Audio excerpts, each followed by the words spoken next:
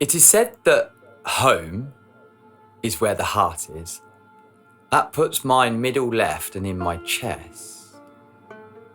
At least that means it's portable. Like the proverb, laying hat to rest. A dangerous concept with my short-term memory. Forever leaving such things behind. I can even forget the names of people close to me, cause offence. A failure of my mind? Is that why I hate labels? I forget the ones attached. Please know I rely mostly on my feelings. My heart reminds me if we latched. I wrote my childhood history in building sites and trees, revisited one recently and climbed 40 years skyward to see what I could see. A score of years below me in the estate where I once roamed. Incomprehensible when wrenched away for 2 years was this feeling.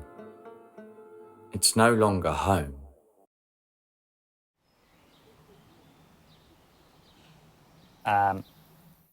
When I meet people always ask me where I'm from. I always stump. I never really have like an exact answer because I'm a hodgepodge of various things. I always say I don't really have a hometown or a fixed location. People always assume that you're from the place that you've lived the most. So people assume that I'm from Guildford in Surrey, which I may sound like it, but that's private school, another thing that means I've moved around quite a lot. So I don't really have a place where I say I'm from.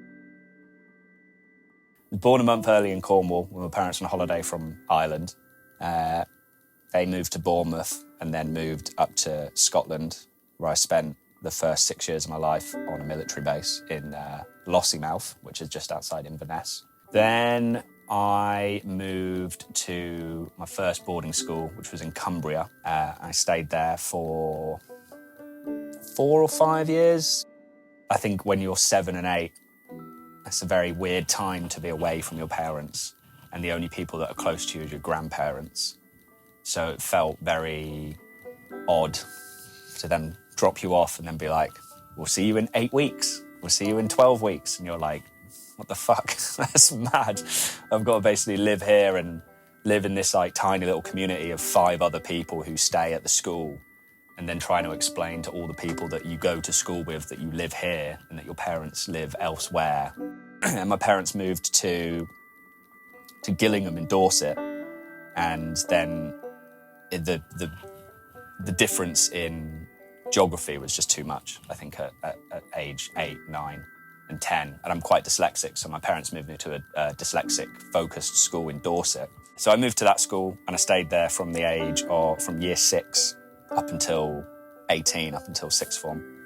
And that, I guess, was my home for a long period of time. So I stayed in a boarding school that was just off school campus. And that was nice because you would go to school and then you would do school and then you would leave. And there'd be a sense of like going home, like leaving the school property, which is something I didn't really enjoy when I was up in Cumbria, staying in the one place. So my parents tried to encourage me to come home at the weekends. And I didn't really have much of a, say in that. And I think at 12, 13, you obviously rebel a lot of the time anyway. So when your parents, who you really haven't struck up much of a relationship for the last 5 years with, say, you're going to come home, you're going to leave all your friends who are at school 24/7, and you're going to come and stay here for 2 days in a house that you don't really recognise, in a room that's kind of got some of your stuff in, and they're going to try and forge a relationship with you. You kind of push against that. And I always remember the holidays being the weirdest of times because you'd leave your friends. Those I had 6 weeks in the spring, 8 weeks in the summer, and 4 weeks over Christmas, not including half terms. They're terrible times. I didn't have many friends in sort of the home that I lived in. I've never felt at home in my parents' houses.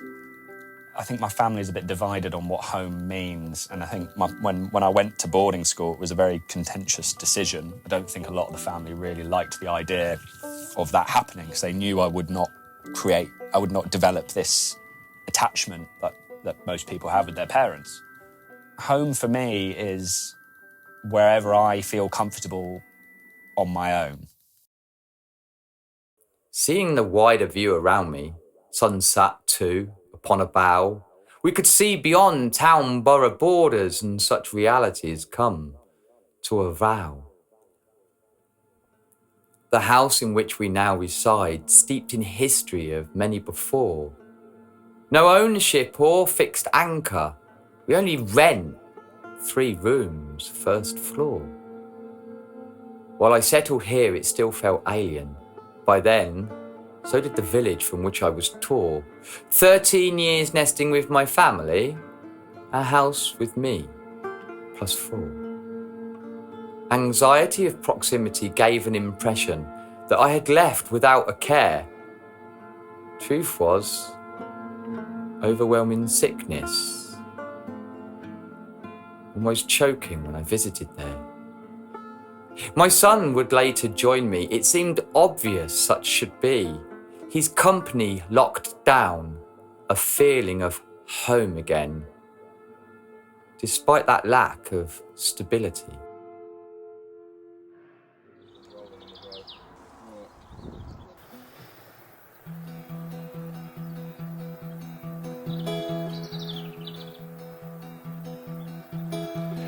Bricks and mortar, full of bits and bobs, shrubs and borders and stuff that we forgot. The sound of water and nip into the shop, it's all these things.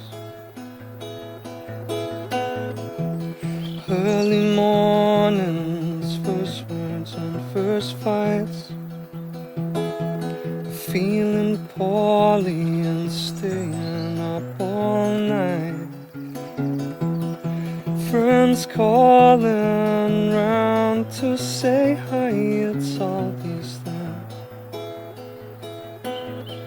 And all without your warmth, these rooms, they're just 4 walls. And I know it when you're gone. It's you who makes this house a home. It's you who makes this house a home.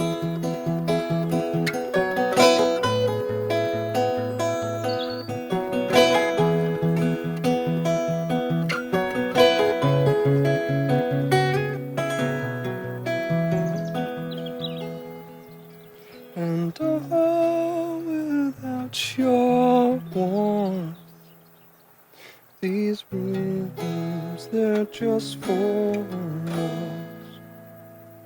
And I know it when you're gone. It's you who makes this house a home. It's you who makes this house a home.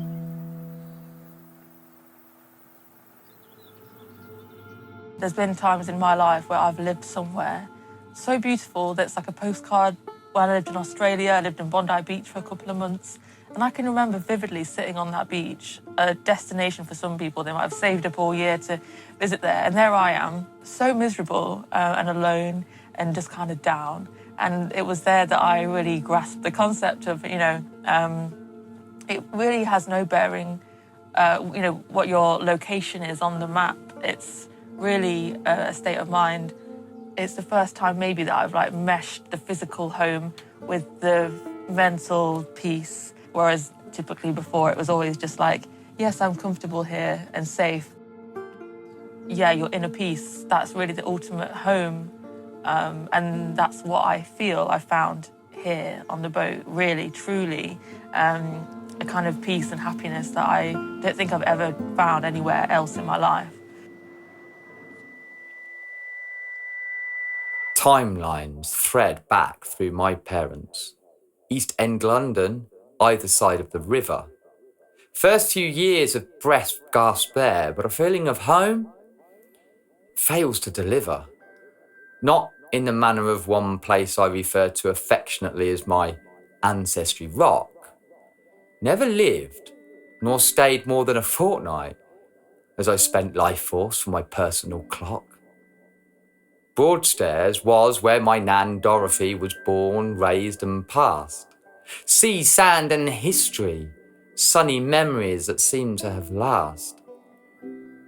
Good times with my brother, our parents, my family, pet dogs and many leaves from my family tree.